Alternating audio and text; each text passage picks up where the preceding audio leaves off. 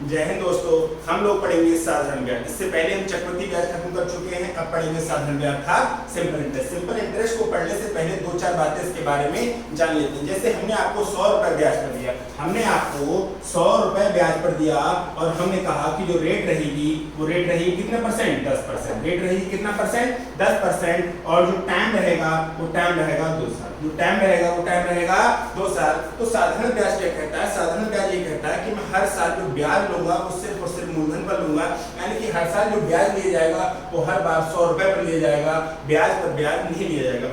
ब्याज पर ब्याज लेना होता है चक्रवृद्धि ब्याज में, लेकिन साधारण ब्याज क्या कहता है कि मैं हर बार ब्याज लूंगा सिर्फ और सिर्फ मूलधन पर। अगर हमने 100 रुपए आपको ब्याज पर दिए हैं और कितना परसेंट का दिया है? 10%। तो 100 रुपए का 10% कितना हो जाएगा? 10 रुपए हो जाएगा। तो जो ब्याज बनेगा, ध्यान रखना कि 100 रुपए था हमारा मूलधन और हमारा 100 रुपए पर 10% की दर से जो ब्याज बनेगा कितना? 10 रुपए। तो अगली साल के लिए जो रुपए कितना हो गया? 110। लेकिन ब्याज कितने पे लिया जाएगा? ब्याज 110 का मतलब क्या है? 100 रुपए हमारा मूलधन और इसमें 10 रुपए क्या था? ब्याज। तो इस ब्याज पर ब्याज नहीं लिया जाएगा। किस पर लिया जाएगा? सिर्फ और सिर्फ मूलधन पर लिया जाएगा, यानी कि 100 रुपए मिल जाएगा। अगर इस 100 रुपए पर हम कितना परसेंट लेंगे? 10% लेंगे। तो 100 रुपए का 10% कितना आएगा? 10 ही आएगा। तो आप ये देखो कि पहले साल का भी साधारण ब्याज कितना था? 10 रुपए। दूसरे साल का भी साधारण ब्याज कितना है? 10 रुपए। तो अगर 3 साल की बात होती है यहाँ पर, अगर यहाँ पर 3 साल की बात होती तो भी अगले साल 100 रुपए पर ही ब्याज लिया जाता और कितना परसेंट? 10% के हिसाब से। तो तीसरे साल का ब्याज कितना आता? 10 रुपए। अब बात तो यह है कि क्या हम ऐसे करेंगे तीनों को, लेकिन नहीं। हमें क्या करना है कि जब हमें पता था कि हर साल का ब्याज बराबर आ रहा है, हर साल का ब्याज बराबर आ रहा है, यानी कि बात क्लियर हो गई कि पहले साल का ब्याज 10 रुपए है तो दूसरे साल का भी ब्याज 10 रुपए होगा और तीसरे साल का भी ब्याज 10 रुपए होगा। कि जब ये बात क्लियर हो गई तो हम क्यों ना ऐसे कर लें कि हमने कहा कि 100 रुपए ब्याज पर दिया है। कितना रुपए दिया है? 100 रुपए। तो 100 रुपए का 10% हिसाब से ब्याज कितना मिलेगा? 10 रुपए। अगर ये 1 साल की बात हो रही है तो गुणा 1, अगर ये 2 साल की बात हो रही है तो गुणा 2, अगर ये 3 साल की बात हो रही है तो गुणा 3 और ये 4 साल की बात हो रही है तो गुणा 4। क्योंकि पहले साल का ब्याज 10 रुपए है तो दूसरे साल का ब्याज 20 हो जाएगा, तीसरे साल का 30 हो जाएगा, चौथे साल का 40 हो जाएगा। तो क्यों ना गुणा डायरेक्ट हम यहाँ पर कर दें कि अगर 1 साल की बात हो रही है तो 10 गुणे जो भी अमाउंट आएगा, अगर हमने कहा कि 1 साल का साधारण ब्याज 12 रुपए है तो अगले साल का साधारण ब्याज कितना होगा? 12 रुपए। तो 12 और 12 को 24 न करके 12 गुना 24 कर लो।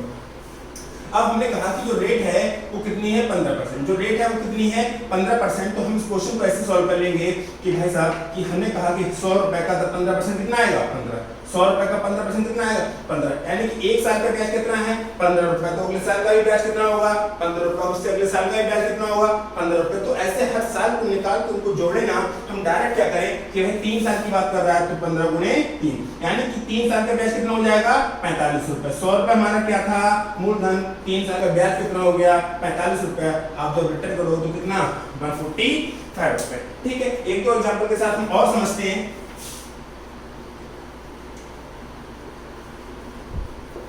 हमने कहा कि ब्याज रुपए लिया है आपका 100 रुपए। कितना रुपए लिया है? 100 रुपए। और जो रेट है वो कितनी है? 12%। जो रेट है वो कितनी है? 12%। तो 100 का 12% कितना होगा? 12। अगर ये 1 साल की बात होती तो 12 गुणे 1, अगर 2 साल की बात होती तो 12 गुणे 2 और 3 साल की बात होती तो 12 गुणे 3 और 10 साल की बात होती तो 12 गुणे 10। क्या इस सवाल को हम डायरेक्ट नहीं कर सकते थे? बस इतना सही समझना है क्वेश्चन को, ज्यादा इसमें कोई भी दिक्कत नहीं होने वाली। अब डायरेक्ट बढ़ते हैं डायरेक्ट क्वेश्चन पर।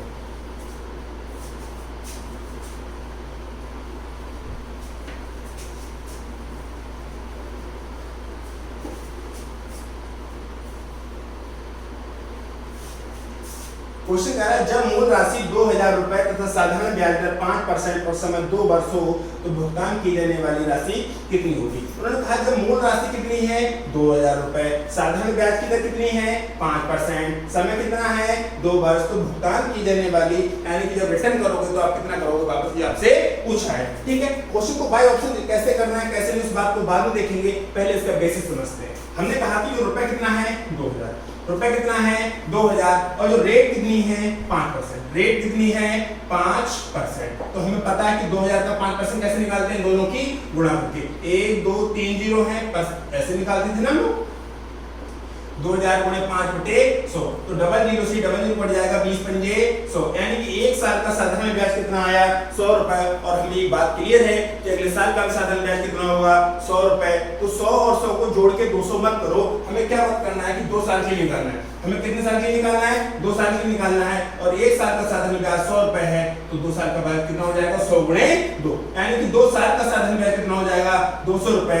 2000 हमारा क्या था मूलधन, 200 रुपए क्या हो गया ब्याज। तो आप रिटर्न करोगे वापस करोगे तो कितना करोगे 2200 करोगे। कितना करोगे 2200 करोगे, और 2200 ऑप्शन 3 में दे रखा है। अब इस क्वेश्चन को आते हैं थोड़ा बिना लिखे कैसे करते हैं। क्या 2000 का 5% दिमाग में नहीं निकलेगा? क्या 2000 का 5% 20 पंजे 100, यानी 100 रुपए क्या हो गया एक साल का ब्याज, तो 2 साल का कितना हो जाएगा 200, तो 2000 में 200 जोड़ेंगे कितना हो जाएगा 2200। क्या इसको लिखने की जरूरत है? नहीं। करते हैं नेक्स्ट क्वेश्चन करते हैं।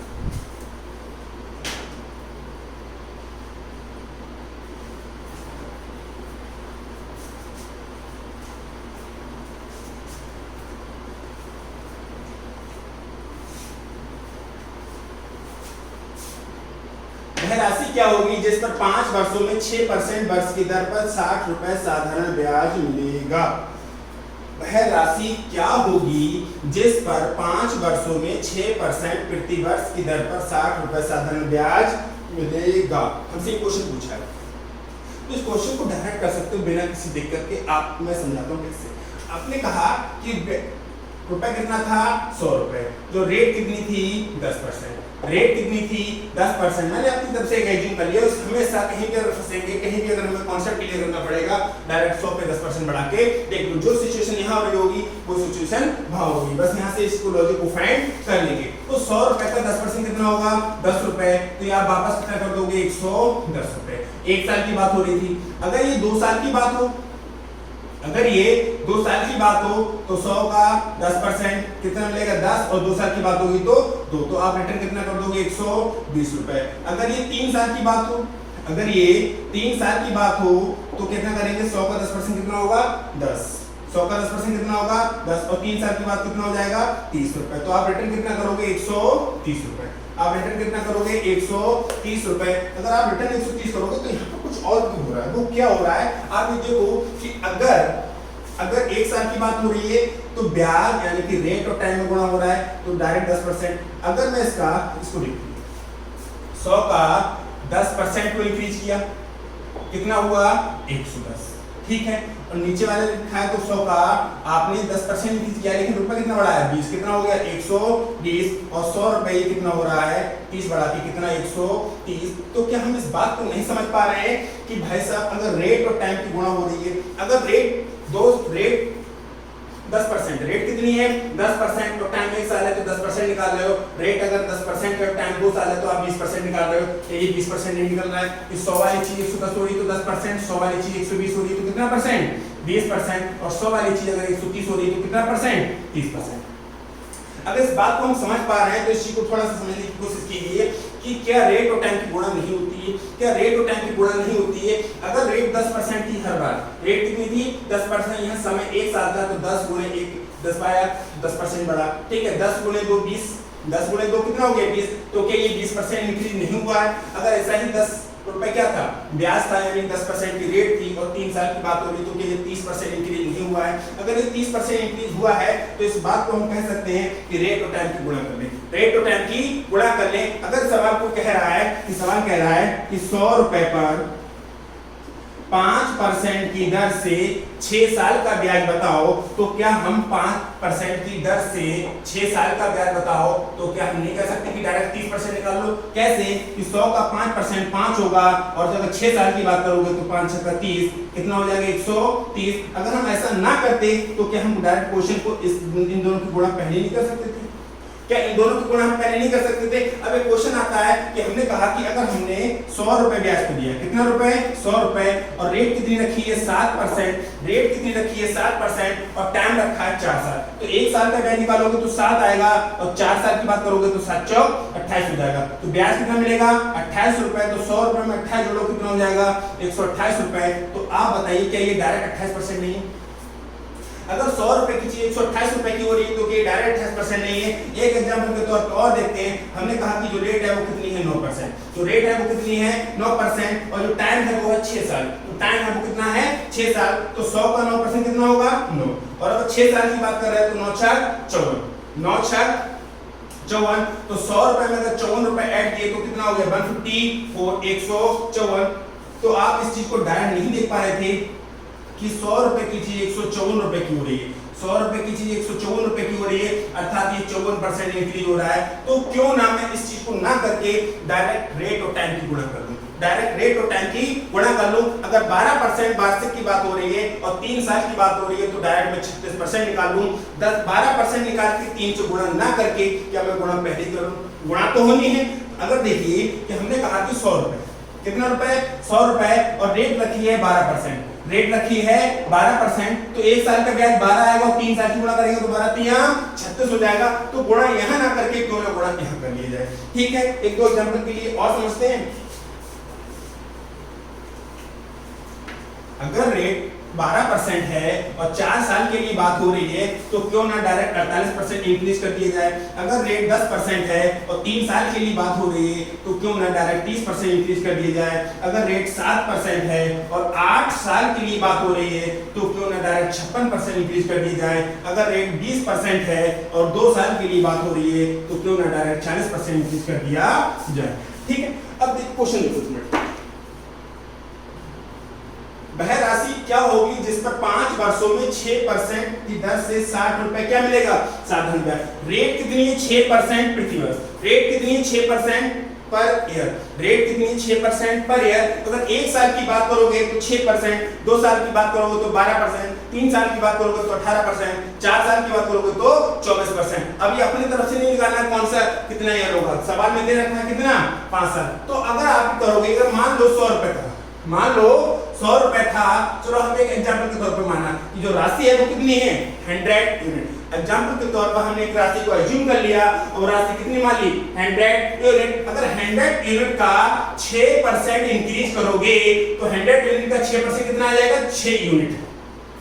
6 यूनिट, ये यूनिट का सिंबल हमने अपनी तरफ से मान लिया है ना, ये गुणा है ना प्लस है, कुछ भी नहीं, अपनी तरफ से कुछ भी मान सकते थे, x y z कुछ भी मान सकते थे। हमने क्या मान लिया, एक सिंबल मान लिया, इसको क्या बोल रहे हैं यूनिट। ठीक है, तो 100 यूनिट अगर हमारा मूलधन था, अगर 100 यूनिट हमारा मूलधन था तो 6% के हिसाब से 1 साल का ब्याज कितना मिलेगा 6 यूनिट। लेकिन ये कह रहा है 5 साल का, तो ब्याज मिलेगा 30 यूनिट, ब्याज मिलेगा 30 यूनिट। तो आपके सुन लेना क्वेश्चन बहुत। वह राशि क्या होगी, हमने उसको क्या मान लिया 100 यूनिट, एज्यूम कर लिए अपनी तरफ से कि वो राशि क्या है 100 यूनिट है, जिस पर 5 वर्षों में 6% की दर से 60 रुपए क्या मिल रहा है साधारण ब्याज मिल रहा है। तो इस चीज को समझा कि हमने 100 यूनिट मान लिया और 6% के हिसाब से देखा तो 1 साल का ब्याज 6 यूनिट आया, और ये 5 साल की बात कर रहा है तो 5 से गुणा कर दी, कितना ब्याज मिला 30 यूनिट। हमारे हिसाब से जो ब्याज मिल रहा है कितना मिल रहा है 30 यूनिट, और क्वेश्चन कह रहा है कि जो ब्याज है वो 60 रुपए है, जो ब्याज है वो कितना है 60 रुपए है। समझो वह राशि क्या होगी जिस पर 5 वर्षों में 6% प्रति वर्ष की दर पर 60 रुपया साधारण ब्याज मिलेगा, 60 रुपया साधारण ब्याज मिलेगा। तो हमारे हिसाब से तो 30 यूनिट ब्याज मिला है, क्वेश्चन के हिसाब से 60 रुपया ब्याज मिला है। तो क्या आप कह सकते हो कि यूनिट का मान 2 आ जाएगा, तो क्या आप कह सकते हो कि यूनिट का मान 2 आ जाएगा। अगर यूनिट का मान 2 आ गया और आपसे पूछा है राशि, और राशि आपने जो प्रिंसिपल अमाउंट कितना माना था 100 यूनिट माना था, जो आपने राशि मानी थी वो कितनी मानी थी 100 यूनिट मानी थी, तो 100 into 2 कितना हो गया 200। अर्थात वो राशि कौन सी है, अर्थात वो राशि कौन सी है, वो 200 रुपए की राशि 200 है। देखिए ऑप्शन देखिए, आप ऑप्शन 1 में दे रखा। बात आती है कि इस क्वेश्चन को इस तरीके से करने की जरूरत है, ये बेहूदे तरह के हैं, ये सिर्फ और सिर्फ आपको गलियां घुमाने का काम कर रहे थे कि आपके दिमाग में चीज चल पाए। अब डायरेक्ट सोचते हैं क्वेश्चन को कैसे करना है। ठीक है, अपना तरीका बता के अपना ही गलत बता रहे हैं। उसका रीजन ये है कि जो तरीका हम बतलाया आपको वो सिर्फ आपको समझाने के लिए था कि आप दिमाग में ऑलरेडी डायरेक्ट क्वेश्चन को कैसे सोचेंगे। ठीक है, अब देखते हैं क्वेश्चन को करना कैसे। वह राशि क्या होगी जिस पर 5 वर्षों में 6%, तुरंत समझ में आ गया कितना परसेंट, 30%। 1 साल की बात कर रहा है तो 6%, 5 साल की बात करेगा तो 30%। अब हमें पता है कि ऐसी कौन सी राशि होगी, हम ये क्वेश्चन ऐसा नहीं पढ़ेंगे कि वह राशि कौन सी होगी जिसपे 5 वर्षों में 6% की दर पर 60 रुपए ब्याज मिलेगा। हमारे लिए क्वेश्चन नहीं रहा। हम क्वेश्चन को जब भी पढ़ेंगे तो अब ऐसा पढ़ेंगे कि वह राशि क्या होगी जिस पर 30% की दर से 60 रुपए ब्याज मिलेगा। ऐसी कौन सी राशि होगी जिस पर 30% के हिसाब से 60 रुपए ब्याज मिलेगा। तुरंत दिमाग में चलेगा कि 200 का 30% 60 रुपए होगा। बस बिना लिखे क्वेश्चन को सॉल्व करना है कि हमें नहीं पढ़ना है ना कि 5 वर्षों में 6%। हमें पता है कि रेट और टाइम की गुणा हो जाएगी, और क्यों हो जाएगी तो क्यों ना इसको डायरेक्ट 30% पढ़े। क्वेश्चन को हम ऐसे नहीं पढ़ेंगे जैसे लिखा है, हम क्वेश्चन को पढ़ेंगे कि वह राशि की क्या होगी जिस पर 30% की दर से 60 रुपए ब्याज मिलेगा। और इस चीज के दिमाग में नहीं घूमेगी कि 30% के हिसाब से 60 रुपए कौन देगा, सिर्फ और सिर्फ 200 रुपए देगा, क्योंकि 200 का 30% 60 रुपए होता है। 200 का 30% 60% 60 रुपए होगा। इस क्वेश्चन को क्या बिना लिखे नहीं कर सकते हो। ठीक है, बढ़ते हैं हम नेक्स्ट क्वेश्चन तरफ।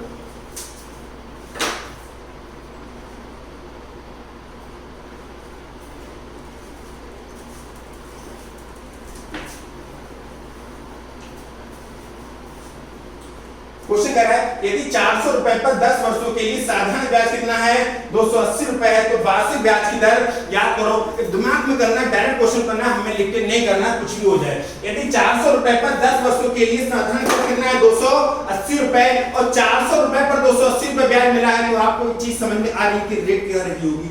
400 रुपए पर जो ब्याज मिला है वो 280 रुपए ब्याज मिला है। देखिए यदि 400 रुपए पर 10 वर्षों के लिए साधारण ब्याज कितना है, 280 रुपए है, तो आपके दिमाग में ये बात घूम पा रही है या नहीं घूम पा रही है कि 400 रुपए पर 280 ब्याज मिला तो 70% ब्याज रहा होगा।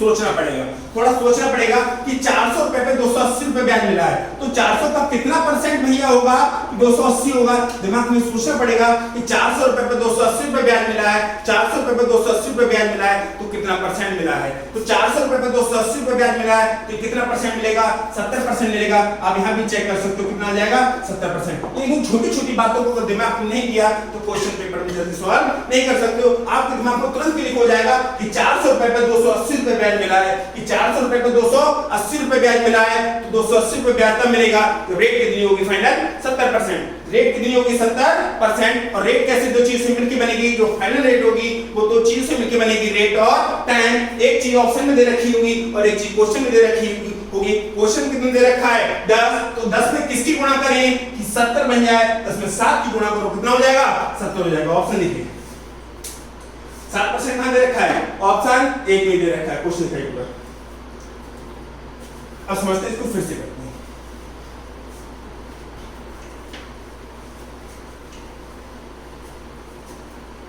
एक बार फिर समझिए, यदि 400 रुपए पर 10 वर्ष के लिए साधारण ब्याज कितना है, 280 रुपए है, तो वार्षिक ब्याज की दर क्या होगी। क्या ये बात दिमाग में नहीं घूम पाएगी। 400 रुपए पर 280 ब्याज मिल रहा है तो 70% रेट हो गई, और जो फाइनल रेट होती है वो दो चीजों से मिलकर बन रही है, रेट और टाइम। अब एक चीज हमेशा, एक चीज तो क्वेश्चन में दे रखी होगी, पूछेगा तो सिर्फ एक चीज, और वो कहां दे रखी होगी, ऑप्शन में दे रखी होगी। तो ऑप्शन का सारे लोग वैसे ही समझ में आ जाएगा कि 10 में किसकी गुणा करें कि 70 बन जाए, तो 10 में 7 की गुणा करोगे तभी बन पाएगा 70। नहीं, हमको लिख के करना है। देखिए लिख के करने वाला भी हम कर सकते हैं। कैसे कर सकते हैं, हमने कहा, क्वेश्चन ने कहा कि कितना रुपए है, 400 रुपए। रेट कितनी है नहीं पता तो कितना मानेंगे, 8%। नहीं पता रेट तो कितना मानेंगे, 8%। तो हम निकालेंगे 400 का 8%। ठीक है, ये आएगा 4 8, यानी कि 4 8। ये तो एक साल की बात हो रही है, लेकिन क्वेश्चन कितने साल की बात कर रहा है, 10 साल की बात कर रहा है। तो हमारे हिसाब से जो ब्याज आया वो कितना है, 40 8। हमारे हिसाब से जो ब्याज आया वो कितना है, 40 8। और क्वेश्चन के हिसाब से जो ब्याज दे रखा है वो कितना दे रखा है, 280 रुपए। तो क्या r का मान 7% आप यहां से नहीं निकाल सकते हो, आप ऐसे भी निकाल सकते हो, लेकिन मेरा मानना ये है, मैं इसी चीज को प्रिंट करूंगा कि क्वेश्चन को बिना लिखे करना है। बिना लिखे करने के लिए छोटी छोटी बातें दिमाग में सोचनी पड़ेगी, और कोई बहुत बड़ी बात नहीं है कि 400 रुपए पर 280 रुपए ब्याज मिल रहा है तो 70% मिल रहा है, इस चीज को नहीं कर सकते। या 400 रुपए पर 40 रुपए ब्याज मिल रहा है तो 10% मिल रहा है, तो इस चीज को नहीं सोच सकते हैं। 400 रुपए पर 80 रुपए ब्याज मिल रहा है तो 20% मिल रहा है, तो इस चीज को नहीं सोच सकते हैं, सोच सकते हैं, लेकिन थोड़ा समय लगेगा। अगर 400 रुपए पे 320 रुपए ब्याज मिल रहा है तो 80% ब्याज मिल रहा है, इस चीज को नहीं सोच सकते हैं, डेफिनेटली सोच सकते हैं। थोड़ा सा कुछ काम करना पड़ेगा, आपको बैकग्राउंड स्टडी करनी पड़ेगी, तभी आप पेपर में कर सकते हैं। तो 400 रुपए पे 280 रुपए ब्याज मिला तो हमारा दिमाग तुरंत क्लिक करेगा कि 70% रेट, जो फाइनल रेट रही होगी वो 70% रेट रही होगी, और जो फाइनल रेट बनती है दो चीज से मिलकर बनती है, रेट और टाइम। और रेट और टाइम में से एक चीज ऑप्शन में दे रखी होगी और एक चीज क्वेश्चन में दे रखी होगी। क्वेश्चन में क्या दे रखा है 10, तो 10 में किसकी गुणा करेंगे 70 बन जाए, 7 की गुणा करेंगे 70 बन जाएगा। बढ़ते हैं नेक्स्ट क्वेश्चन करो।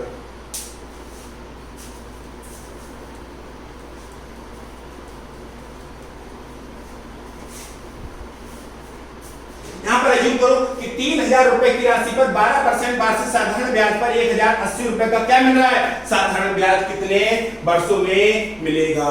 कोई दिक्कत नहीं है। क्या 3000 रुपए पर 1080, 3000 रुपए पर 1080, आप दिमाग में सोच के देखो 3 की गुणा किससे करें कि 1080 है, 12 तिया 36 तिया 108, 36 तिया 108, 36 तिया 108, यानी कि जो रेट होनी चाहिए वो 36% होनी चाहिए, जो फाइनल रेट होनी चाहिए वो 36% होनी चाहिए। 3000 रुपए पर ब्याज कितना मिल रहा है 1080 रुपए, तो आपके दिमाग में तुरंत क्लियर होगा कि 36% होना चाहिए, जो फाइनल रेट होनी चाहिए वो 36% होनी चाहिए। क्या आपको ये समझ में नहीं आ रहा है कि 3 की गुणा मैं किसमें करूं कि मुझे 1080 मिल जाए, तुरंत आएगा। और इसमें जब काम करेंगे इस पे तो डेफिनेटली आएगा कि 3000 रुपए पे कितना परसेंट 1080 होगा, तो 36% 1080 होगा, और 36% दो चीज से मिलकर बनेगा, रेट और टाइम। और रेट और टाइम में से एक चीज ऑप्शन में दे रखी होगी और एक चीज क्वेश्चन में दे रखी होगी। क्वेश्चन में क्या दे रखा है 12%, यानी कि रेट कितनी है 12%, तो टाइम कितना होगा 3 साल। टाइम कितना होगा 3 साल, 12 तिया 36% बनाने के लिए। और नहीं करना है तो मैं लिखने का वाला तरीका भी समझा रहा हूं, समझिए आप इस बात को। हमें नहीं पता कोई दिक्कत नहीं, हमने कहा भाई साहब रेट कितनी है 12%, तो निकालेंगे 3000 का 12%। ये तो एक साल की बात हो रही है और हमें साल नहीं पता कितने साल है, तो हमने कहा 30 साल। और जो ब्याज मिल रहा है वो कितना मिल रहा है 1080, ब्याज कितना मिल रहा है 1080 रुपए, तो डबल जीरो बढ़ जाएगा तो 12 तिया 36, 360 टी हमारे हिसाब से ब्याज बन रहा है, और क्वेश्चन के हिसाब से 1080, तो इसको काट के देख लो आप कितना जाएगा, जीरो से जीरो बढ़ जाएगा, और 36 तिया 108, टी कितना आ गया 3 साल। तो आप ऐसे भी कर सकते हो, वैसे भी कर सकते हो, लेकिन आप कोशिश करो कि बिना पेन और कॉपी के आप कर सको। तो बिना पेन और कॉपी करने के लिए आपको दिमाग थोड़ा बहुत चलाना पड़ेगा कि 3000 रुपए पे 1080 रुपए ब्याज मिल रहा है, तो क्या 36% ही मिल रहा है, और अगर 36% रेट मिल रही है तो 36% दो चीज से मिलकर बनती है, रेट और टाइम। रेट और टाइम एक चीज ऑप्शन में दे रखी होगी और एक चीज क्वेश्चन में दे रखी होगी, और ऑप्शन क्वेश्चन में दे रखा है कितना परसेंट 12% रेट है, तो 36 बनाने के लिए क्या करना पड़ेगा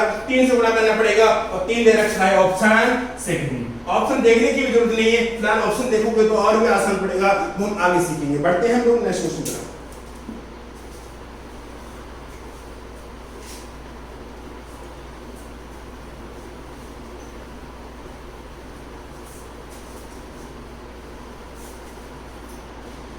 ₹4000 पर 18 माह में 12% वार्षिक की दर से कितना साधारण ब्याज अर्जित किया जाएगा। कितना साधारण ब्याज अर्जित किया जाएगा। क्या 18 महीने का मतलब 1.5 साल होता है? क्या 18 महीने का मतलब 1.5 साल होता है? होता है। और आपको पहले मैं लिख के करा दे रहा हूँ, ठीक है। जैसे आपको जो अमाउंट दे रखा है वो कितना दे रखा है 4000 रुपए, और जो 12% रेट कितनी है 12%, तो हम कैसे निकालते थे कि 4000 गुणे 12/100, ये तो 1 साल की बात हो रही है, लेकिन ये 18 महीने की बात कर रहा है। 18 महीने का मतलब क्या 1.5 साल होता है, और 1.5 साल का मतलब क्या 3/2 होता है, होता है। तो साल हमें कितना 3/2, डबल जीरो से डबल जीरो कट जाएंगे, 2 से काटेंगे तो 6, 6 3 18 4 72, कितना आ जाएगा 720 रुपए, और 720 ऑप्शन 3 में दे रखा है। क्या इसको ऐसे नहीं कर सकते? अब दूसरा तरीका समझते हैं। इसका दूसरा तरीका क्या है, और दूसरा तरीका ये है कि 4000 रुपए, रुपए कितना है 4000 रुपए, रेट कितनी है 12%, रेट कितनी है 12%। 1 साल की बात करता तो 12%, 1.5 साल की बात कर रहा है तो 18%। अरे भाई साहब 12 महीने में 12%, तो 18 महीने में 18%। फिर से समझते हैं कि जो रेट 12% वार्षिक है ना, तो 12% तो 12 महीने की है, 12% वार्षिक है तो 12% एक महीने की 1% है तो 18 महीने की कितनी हो जाएगी 18%। तो 4000 का 18%, 18 चौक 72 या 700 की डायरेक्ट टिक नहीं कर सकते थे। फिर से समझते हैं इस बात को कि अमाउंट कितना है 4000 रुपए, अमाउंट कितना है 4000 रुपए और 12% क्या है वार्षिक, 12% क्या है वार्षिक, यानी कि 12 महीने में 12% तो 18 महीने में 18%। तो क्या इसको 3/2 यानी कि 1.5 साल करने की आपको जरूरत पड़ेगी, नहीं पड़ेगी। अब डायरेक्ट सोच सकते हो कि 12 महीने का 12% तो 18 महीने का 18% और 18 महीने का ब्याज पूछा तो 4000 का 18%, 18 चौक 72, 18 चौक 72 यानी कि 720 का करेक्ट उसकी मजबूरी है। 2-3 तरीके समझा कि जो अच्छा लगे आप यूज कर सकते हो।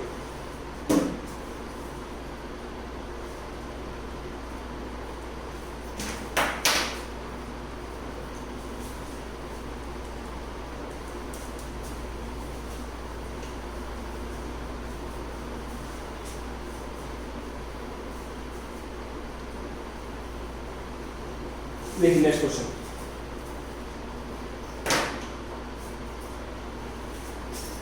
साधारण ब्याज की वह दर क्या होगी जिस पर 6000 रुपए की राशि 3 वर्ष में 6900 रुपए हो जाएगी। बहुत अच्छे से कि साधारण ब्याज की वह दर क्या होगी जिस पर 6000 रुपए की राशि 3 वर्ष में 6900 रुपए हो जाएगी।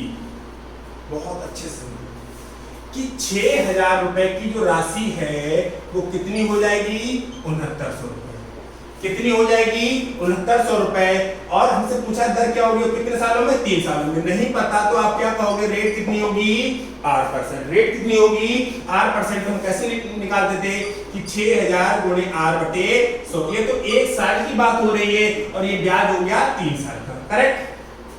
1 साल के ब्याज की बात करेंगे तो 6000 गुणे 8/100, क्योंकि ये 3 साल की बात कर रहा है तो गुणे 3, तो हमारे हिसाब से ये ब्याज बन रहा है 6×18 180 आर।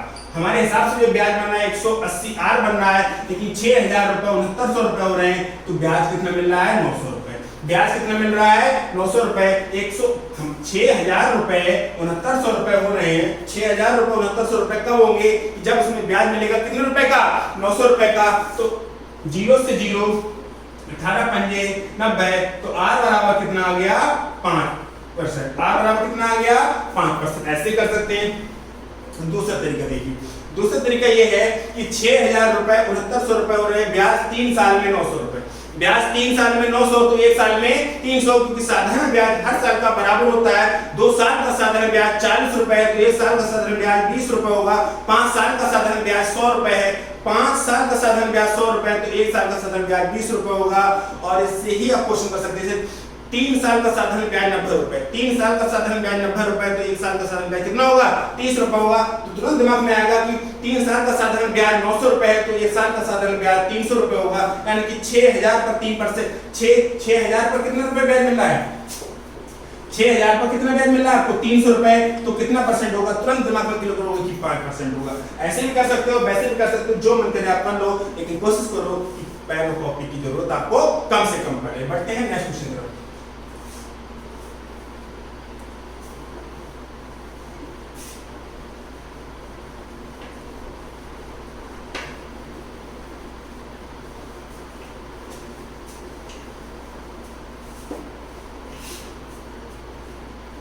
यदि मूलधन और उस पर 1 वर्ष के ब्याज के बाद निस्धन का अनुपात 10:12 हो तो वार्षिक ब्याज की दर कितनी होगी। उन्होंने कहा है कि जो मूलधन अगर 10 रुपए है तो 1 साल के बाद जो मिश्रधन वापस कर रहे हो तो वो कितना कर रहे हो 12 रुपए कर रहे हो। और मिश्रधन क्या होता है, मूलधन में जोड़ दिया जाए ब्याज, मूलधन में जोड़ दिया जाए ब्याज तो होता है मिश्रधन। मूलधन में अगर ब्याज को जोड़ दोगे तो क्या हो जाएगा मिश्रधन हो जाएगा। मूलधन 10 दे रखा है, मिश्रधन 12 दे रखा है, तो ये चीज का क्लियर नहीं हो रही है कि जो ब्याज मिला होगा वो 2 रुपए मिला होगा, 10 रुपए क्या रहा होगा मूलधन रहा होगा, 2 रुपए क्या रहा होगा ब्याज रहा होगा, तभी तो 12 रुपए क्या हुआ है मिश्रधन हुआ है। तो 10 रुपए पर 2 रुपए ब्याज मिल रहा है तो कितना परसेंट है, क्या दिमाग में काम नहीं करेगा कि 10 रुपए पर 2 रुपए ब्याज मिल रहा है तो 20% मिलेगा। 10 रुपए पे 2 रुपए ब्याज मिलेगा तो कितना परसेंट मिलेगा, क्या दिमाग काम नहीं कर रहा है, नहीं कर रहा है, कोई दिक्कत नहीं, आप कह दो 8%, आप कह दो 8%। और ये 5, 6 साल 10 साल की बात नहीं कर रहा है, ये सिर्फ 1 साल की बात कर रहा है। तो 10 का 8%। हमारे हिसाब से इतना हो रहा है और क्वेश्चन एक ही साल की बात कर रहा है तो गुणा 1 और ब्याज कितने मिला है 2 रुपए, 0 से 0 कट जाएगा तो आर बराबर कितना हो जाएगा 20%। आर बराबर कितना हो जाएगा 20%। अरे इतना करने की क्या जरूरत थी कि 10 रुपए से 12 रुपए हो रहा है तो 20% साफ साफ क्लियर नहीं हो रहा है कि 10 रुपए 12 रुपए हो रहा है। अगर ये 10 रुपए 12 रुपए हो रहा है, ये 10 रुपए और ये अगर 12 रुपए हो रहा है तो क्या 20% इंक्रीज नहीं हो रहा है? डायरेक्ट क्वेश्चन कर सकते थे बिना लिखे आप, ठीक है। 12%, 18%, 16%, 20%, 4 ऑप्शन दे रखे, ये तो हो ही नहीं सकते तो कौन हो रहा है 20% हो रहा है, ठीक है। पढ़ते हैं नेक्स्ट क्वेश्चन करो।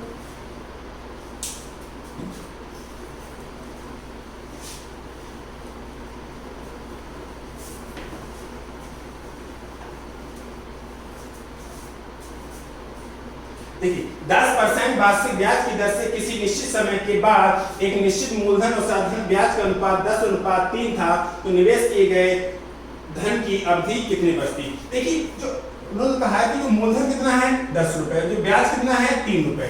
10 रुपए हमारा मूलधन है और जो ब्याज कितना है वो 3 रुपए है। ध्यान से समझना, 10% वार्षिक ब्याज की दर से किसी निश्चित समय के बाद एक निश्चित मूलधन और साधारण ब्याज का अनुपात 10:3 था, निवेश किए गए धन की अवधि कितने वर्ष थी? मैं दो तरीके से क्वेश्चन करा रहा हूं, पहले लिख के करा रहा हूं फिर अभी कोडिंग कराऊंगा कि हमने कहा कि 10 रुपए और रेट कितना है 10%। रेट कितना है 10% और जो ब्याज मिल रहा है वो कितना मिल रहा है 3 रुपए मिल रहा है या 3 यूनिट मिल रहा है, कुछ भी उसको कह सकते हैं। तो आप निकाल के देखो कितने साल, अगर हमें 3 रुपए ब्याज है तो बाद में लिखेंगे तो 10 × 10/100, ये तो एक साल की बात हो रही है और आपको साल नहीं पता तो आप कहोगे 30 साल। कितने साल 30 साल। हमारे हिसाब से ये ब्याज मिलेगा लेकिन क्वेश्चन कह रहा है कि 3 रुपए ब्याज मिलेगा तो 0 से 0 0 से 0 और ये सब कैंसिल हो जाएगा तो t बराबर कितना 3, तो t बराबर 3 ईयर यानी कि 3 साल। अब उसको क्या लिख के कर देना भाई साहब, 10 रुपए पे 3 रुपए ब्याज मिला तो 30% होगा। 10 रुपए पर 3 रुपए ब्याज मिल रहा है, 10 रुपए मूलधन है 3 रुपए ब्याज है तो 10 रुपए पर 3 रुपए ब्याज मिल रहा है तो कितना परसेंट होगा 30% होगा। और ये 30% दो चीजों से मिलकर बनता है रेट और टाइम। रेट और टाइम, रेट दे रखी है ऑप्शन में 10%, रेट दे रखी है क्वेश्चन कितना परसेंट 10%, तो 10 को 30 बनाने के लिए किससे गुणा करोगे 3 से गुणा करोगे, डायरेक्ट क्वेश्चन को सॉल्व कर सकते हो। 10 रुपए पर 3 रुपए क्या मिल रहा है ब्याज, 10 रुपए पर 3 रुपए क्या मिल रहा है ब्याज। अगर 10 रुपए पर 3 रुपए ब्याज मिल रहा है तो कितना परसेंट हो गया 30% हो गया और 30% दो चीज से मिलकर बनेगा रेट और टाइम। रेट अगर 10% है तो टाइम कितना होगा 3 साल। ठीक है, मिलते हैं नेक्स्ट वीडियो में। जय हिंद।